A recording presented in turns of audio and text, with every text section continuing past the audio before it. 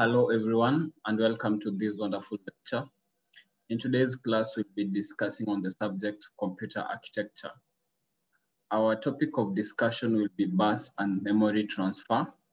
My name is Dr. Victor Mokaya from Department of CIT, Suresh, Gyan, Vihar University. Now in today's class, we'll be looking at the following objectives, and these are the learning outcomes you'll also be required to understand by the end of the class. Now, the learning objective that you're going to learn, the first one is bus and transfer system. You'll also be able to learn about memory transfer system, and we'll also be able to learn about systems and notations. Now, after the end of this class, these are the learning objectives you're supposed to possess. The first learning outcome is to understand bit movement along bus, to understand read and write operations on a register word, and lastly, to represent registers in shorthand method. So these are the learning objectives and outcomes that you are supposed to obtain by the end of this lecture. Now, let us start with the first objective, which is the bus transfer system. Now, we'll be looking at this bus and memory transfers. And to begin with, it is important that we define what these terminologies refers to.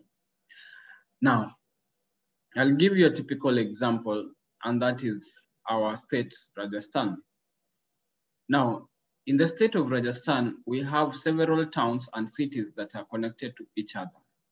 And if you want to travel from one city to the other, you need to use various mediums of transport. Either you can use an airline, you can use a road network, or you can use a railway line. Now let us take an example of the road and railway networks. Now these road and railway networks, they connect to each and every town and city within Rajasthan. That means if you want to travel from either Jaipur and you go to Jaipur, you'll have to use the right road network. Now, similarly in memory and bus transfers, we have paths. And these paths are basically computer roadways that are used to transfer information from one register to another. Now, the next thing that we have is basically a common bus system. Now, just the same way as we are talking about the road network, we have the common bus scheme. This common bus scheme. Now, this common bus system can be regarded as the common transport network that is used to transport people from one city into multiple other cities. So the same way, this common bus system is basically a scheme that is designed for transferring information between one register into a multi-register configuration. Now, from this bus system, that means we must be having a bus. Now, a bus can be regarded as a set of common lines whereby one bit of a register is allowed to send binary information at a time. That means each register is connected to this bus, and each register can only be able to communicate to another register one at a time. So at no point, multiple registers are able to send information simultaneously. So from one register, one bit, from another register, one bit, and each one of them has to communicate individually. Now, the next part you're going to look at is a control signal. Now, this control signal determines which register is selected by a bus during each particular register transfer. Now, this control signal can be regarded to be as a watchman or a watchguard, which regulates which register is going to send information and which one is not going to send. So this is all about the bus. So the bus is just like a transport network used for transferring binary information from one register to the other. And it consists of also a control signal. And this control signal will determine which register is going to send information through the selected bus at a time. Now let us look at a diagrammatic representation so that you can understand how this is done. Now in this diagram, all you can see, we have two diagrams. One is a block diagram and another one is now this register diagram. Now, in this first diagram, what occurs is that we have 4 registers labeled A, B, C, D, and each one of them is connected to this line. This line is what is now referred to as the bus line. Okay, so each bit from this register is connected to this bus line. Now, to understand this diagram better, let us use this block diagram here that shows how these internal components of this first diagram looks like. Now we have registers labeled A to D, okay? Now you can see here the labeling has changed. Here we had register A, but here we are having A, so that it is easy for you to understand the internal components.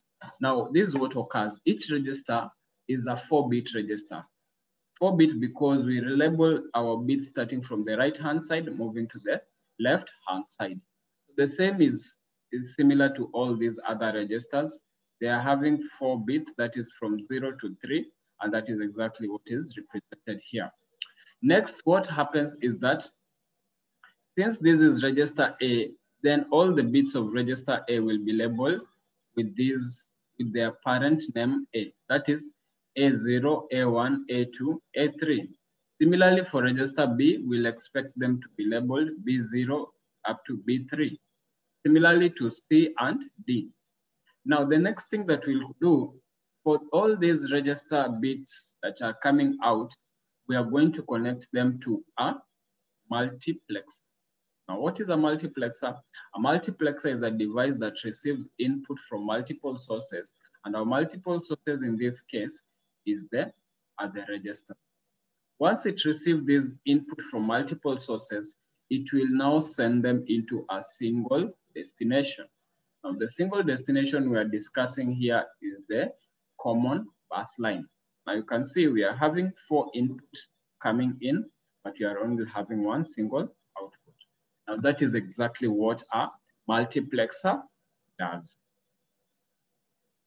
Now, let us now understand why we are having these values here, A0, B0, C0, and D0. Now, first of all, to understand that, let us now understand the configuration of this multiplexer. This multiplexer is, we have 4 multiplexers here, which are corresponding to the 4 registers we have here. That means each of these multiplexer is going to be labeled with a corresponding binary bit value from each register. Now, the corresponding bit value means that in this case, we are having 0, 0, 0, 0. Irrespective of where it's coming from, that is D0, C0, B0, and A0. Now, this multiplexer here is labeled as MUX0. That means it will receive input from all the registers that has the binary value of 0.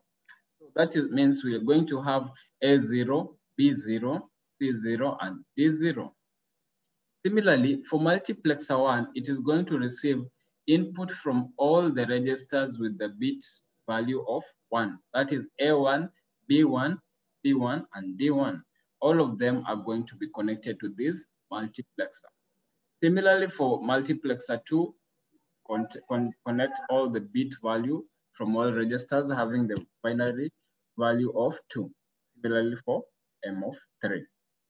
Now, one thing also you need to remember is once they are connected, since these are 4-bit registers, the multiplexer will also have 4 input channels for the 4 bits. So this is just to mention that this is a 4-bit multiplexer. So we have multiplexers for 4-bit, we have multiplexers for 8-bit, for 16-bit, and 32-bit as well. So each input will receive corresponding bit value. Now, after that, we are having S0 and S1. These are control signals. Control signals basically are useful for controlling which register is going to send information to the other. Okay, so for that purpose, and that is why we require this S0. So S0 will control which register is going to be used for communication. So once they are we connect A0 is going to communicate, then it is going to be transferred into the common bus line. So that is what we are having here. Now, next step we are going to have is the bus and memory transfer. So we've looked at the bus system, and now we'll be looking at the memory transfer system. What occurs here is that transfer of information from a bus into one of the many destinations is done through the following means. Now we want to understand, how do we connect this bus to the register and then we pass information across them? How is that established? And that is exactly what you're going to be discussing upon. Now, this transfer of information is done. One, we connect the bus line to the inputs of all destination registers. Okay. Now, already this bus system has been connected to all the registers. Now, these bus lines are going to be connected to the input position. So we have where the input is coming from of all the destination registers that we are going to transfer. Once we have connected the inputs, that is the bus line, to the input of the destination, then what is happening, we are going to activate the load control of a particular destination register. So load control means that it is going to now allow the loading of information into that particular register. Now, for us to do so, we are going to write the following notation. We will write, for example, C is going to point to R2. So the input of destination R2 is going to be pointed towards. So this means that C points to R2 to symbolize that the contents of C are going to be loaded into the register 2 using a common bus line. So this is equivalent to saying that C is loading input into the bus line. Okay, and this bus line is transferring information into the register. So C will select which register to communicate to.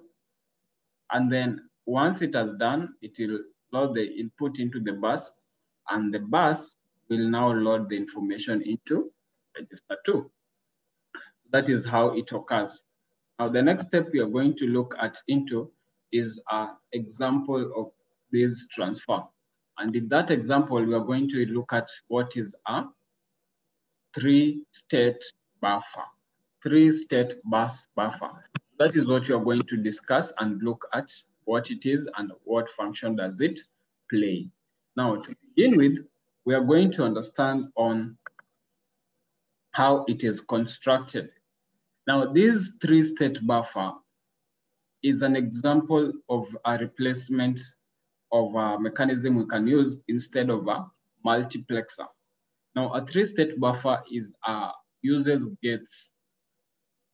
Okay, it uses gates instead of multiplexers. Now, in this gate, just like the name suggests, it has 3 states. The first state is logic 0. The second gate is a logic 1, and the third gate is a high impedance, which is denoted by I of Z. Okay, that is how it occurs. And now this is a representation of it. So we are having input that is coming in. Once we get the input, then we have a control input C that controls or which input is going to be used for communication.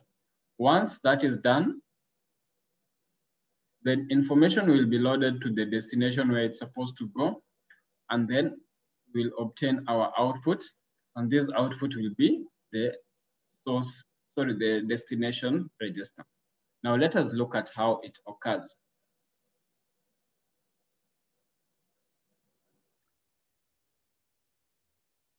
Okay, so now we have this 3-state buffer, and what is happening here is that we have on the left-hand side, we have the 3-state buffer, and on the right-hand side, we see that we are having now the representation of the transfer.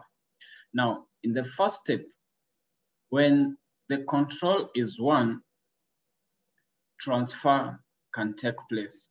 That means input A can be processed and obtain output B.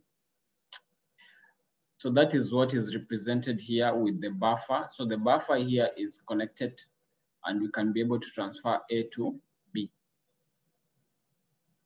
Next we have is the A to B when C is equals to 0. When C is equals to 0, that means that we can now not transfer any information because the circuit is open. When the circuit is open, it means that no information is being transferred. That means we can now allow any information to be loaded into the 3-state buffer. Once it is loaded, then the control input will be turned into 1. And then we'll come back to the first diagram and the buffer will now send info. This is how a 3-state buffer is represented. Now, having seen that diagram, now let us now see how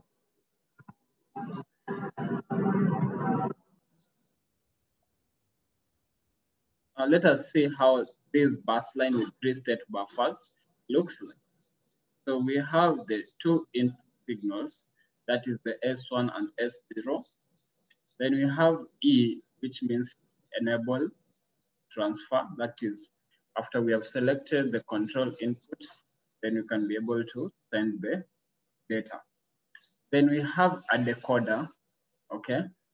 This decoder is a 2x4.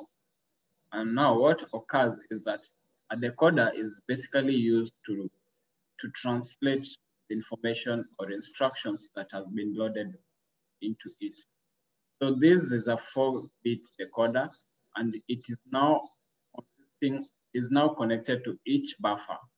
So once the buffer has been connected, what occurs is that now, suppose we are having information that needs to be transferred.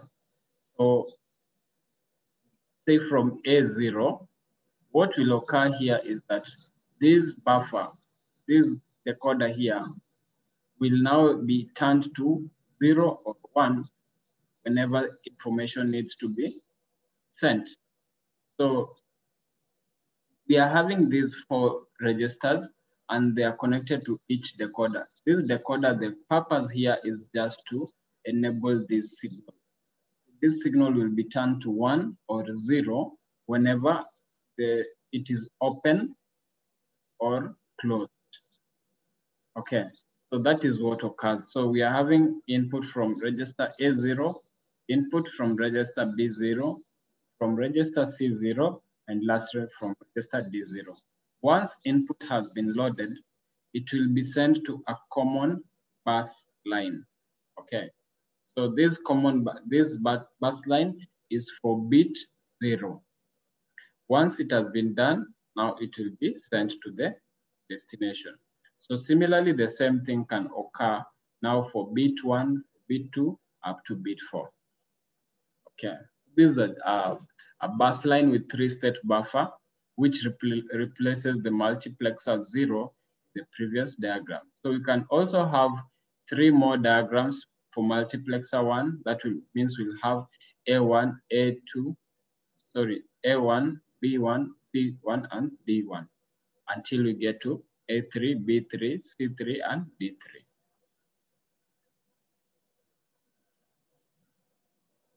Next, we are going to look at now the memory transfer. So in this memory transfer, we want to see what is being transferred into and out of the memory. Now, in that case, to understand it better, let us now see what the memory transfer does. So we have 2 operations that are being done. So the first operation is to read, and the second operation is to write. Read means we are transferring the instructions of memory from memory. So the contents are coming out of the memory. Write operation means the contents are coming into the memory. Now, the data that is being read or wrote is referred to as memory write. So that data that is being manipulated during a memory transfer is what is referred to as a memory word, and it is symbolized by the letter capital M, which refer to section 2 to 7. Okay. Now, next you can see is that it is necessary to specify the address of M when writing or reading memory. It is not very necessary and useful to do so that you can know which address is being manipulated and which address data is being say like you can say being accessed. Okay. Now let us see what is happening here. Whenever we use this M to refer to the data being manipulated, we need to enclose it with the contents at register where the memory word is coming from. Say, for example, if M is enclosed with 0016, then the contents at address 0 times 0016 are being manipulated. So the address here means that these are the memory this is the address where read and write operation is taking place. Okay. So M is the data of the memory contents and 0016 is the address. Now let us really look at the read and write operation. We've said that we can denote the data being manipulated in memory using the capital letter M. And we mentioned the address where that data is being manipulated by enclosing M with a square bracket and the address. Now, let us assume that the address of a memory unit is stored in a register called address register AR. Now, we represent a data register with DR. Then, if a read and write operation is going to take place, that means, first of all, if we are reading, that means we are transferring information from memory. And write means we are transferring information into memory. So that means we will now obtain our information from data that is stored in a particular register, that is the address register. And then since we are doing a read operation, we are going to transfer it into a data register. So that is what is going to look at, and it is very necessary to do so. Then whenever we are doing a write operation, that means we are going to have the write, that means data register coming into the memory address.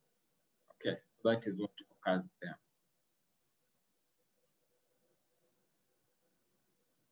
So we are having these two diagrams, these two symbols, that is for read as well as for write. So we are going to look at this example, and this example is going to illustrate how the read and write operation occurs. Now, this is what happens.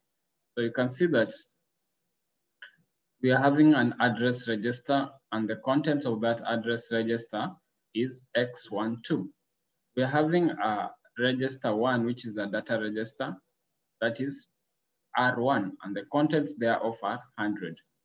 So inside the memory, in the memory, now we are having different address registers, that is X or 0C, etc. Now the contents of them are also labeled there. So what you can see is that we are having these contents that are being labeled, and then we are having their corresponding address. So if you are going to do a transfer, that means MAR into R1. So we are going to replace the contents that are stored in R1 with the new contents coming from the address register M. So in this case, since the address register contents is X12, we're going to replace the contents that are stored here, that is 100, with X12. So after the transfer is occurred, we will not have the contents as 100. Rather, we'll check what is the content stored in memory address X12, and X12, the content is 66. The new contents of R1 are going to be 66. So that is it for this class. And now, this is the reference that has been used for the preparation of this lecture. That is the book by Maurice M. Mano. And the book name is Computer System Architecture, and it is published in the year 2000. Now, the next step we are going to look at, we are going to take some time and discuss some quiz over here. So this is the quiz that we are going to look at. And since we've mentioned on the, we've covered on the topic of discussion, so now it is also equally important so that you can be able to understand what is it that we have covered, whether we have met the objectives, and whether we have understood the learning outcomes. Now, the first question is, discuss the function of a three-state buffer. Now, the function of a three-state buffer, we've said that a three-state buffer basically replaces the multiplexer using gates. And this three-state buffer has 3 gates. 1 is the logic 0, 2, it is the logic 1, and then we have the high impedance Z. So what happens is that whenever these gate is turned to 1, then transfer of information takes place.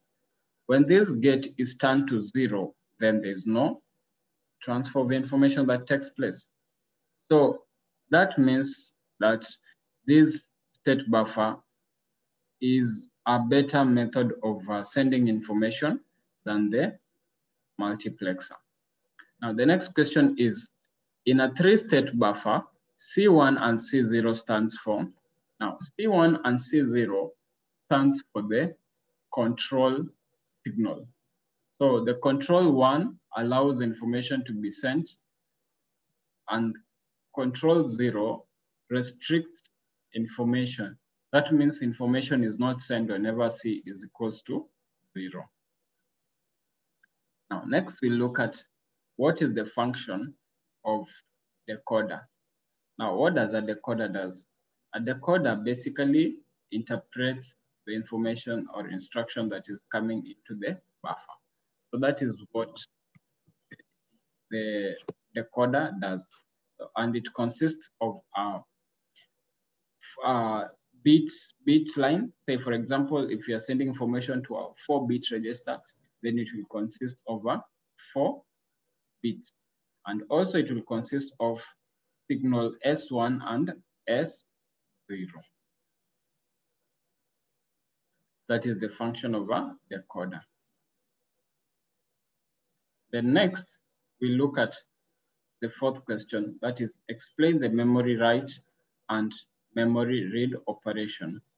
Now, the memory write and memory read operation, first, memory write is used to transfer information to the memory, and the memory read is used to transfer information from the memory. So that is what these two operations they do. And we've said that the read and write operation can be symbolized with M, whereby M is the memory word where data is being manipulated in the memory. The register in which the memory location where the read and write operation is being executed, that is known as the memory word. Now the next question is DR. So DR, this pointer, or we said yesterday's class, this is the replacement operator, M into AR, and M into AR pointing from DR. So what are these two operations responsible for? So the first operation, we are seeing this is a memory word, and into bracket we have the address register. So the address register is used to possess the address of a register that is being executed. So whenever we want to transfer any information from memory, then we will use this first operation. In this first operation, whatever is happening is that information is being transferred from this address register into the data register. While this second operation shows that information is being transferred from a data register into the memory.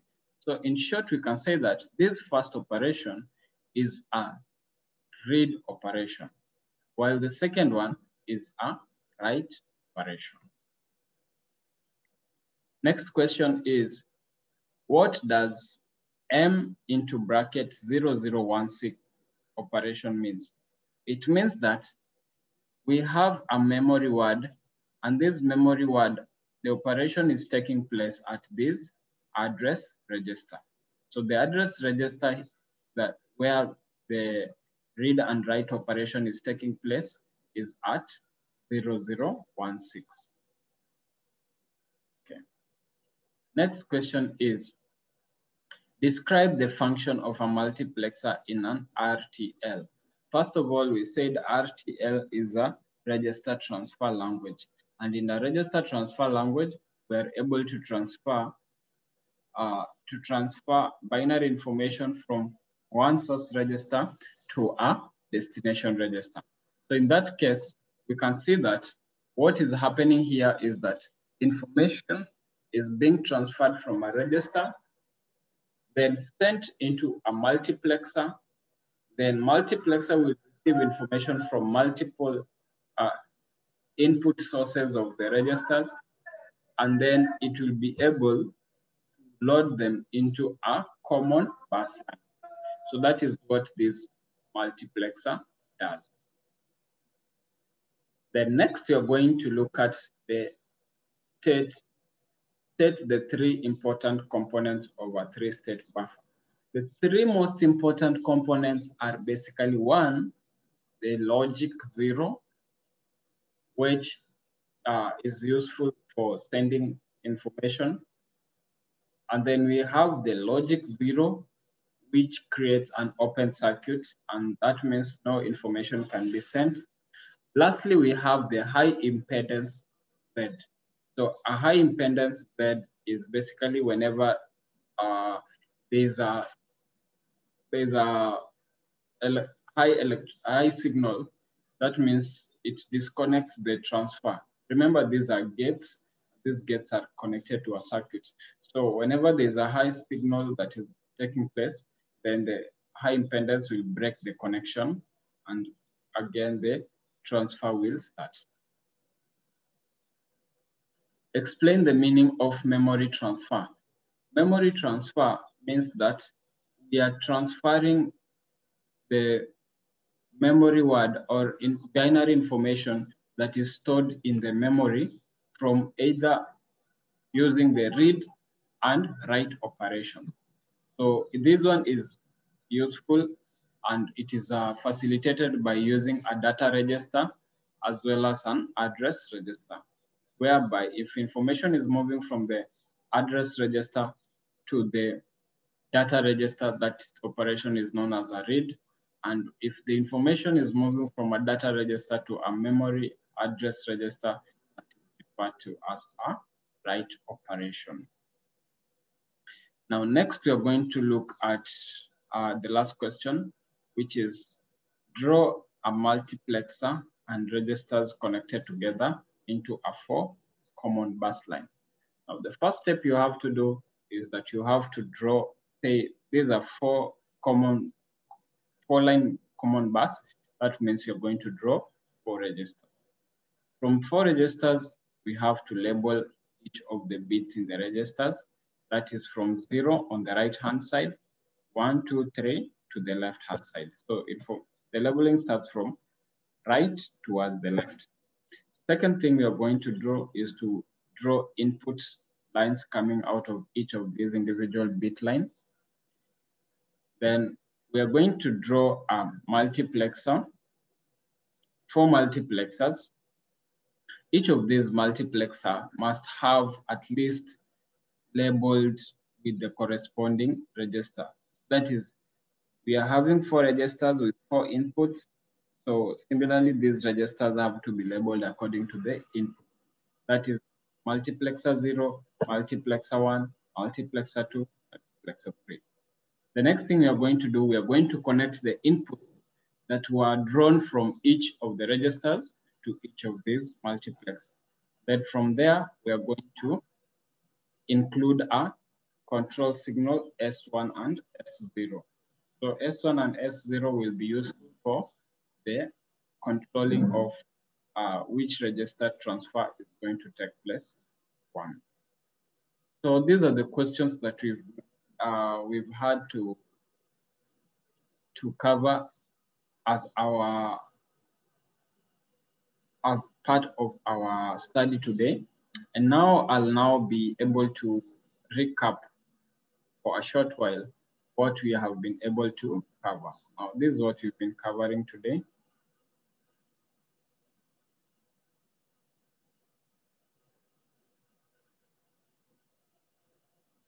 So the learning objectives were covered. So we've covered what is a bus transfer system, mentioned what is a bus, what is a common bus system. We've also mentioned what is the memory transfer system. And in it, we have mentioned on the data register, memory word, as well as an address register. And we've said all these registers are useful for read and write operations. We've talked of the symbols and notation in this case because we said data register is denoted by DR, address register is denoted by AR, and M means memory word. And to represent this M in memory, we have to use M square bracket, then the address register. Now the outcomes, we've seen how bits move along a bus by using a multiplexer, a bus system, as well as a 3-state buffer. We've seen how we perform a read and write operation on a memory word, okay? And we've also seen how we can represent registers in shorthand. So those objectives have been covered, and just to recap on each of these sections, so we have paths. Paths are common roadways, just like we have transport network. And then we also have a common bus system that is used for transferring information between registers in a multi-register configuration. we have a bus which is used to transfer every bit of a register one at a time. Then we have a control signal which determines which register is selected by the bus during each particular register transfer. So next we have this bus system which we have explained exhaustively. Then we have how the information is being transferred. So we load the information, we select the information, then we load it, and then send it to the destination.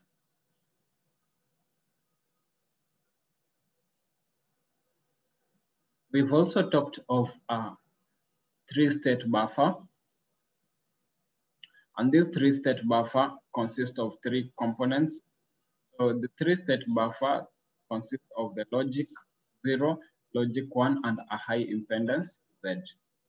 So the three-state buffer is actually a gate, and it is not a multiplex. So this is how we represent the gate, the three-state buffer. And now this is an example of how this three-state buffer looks.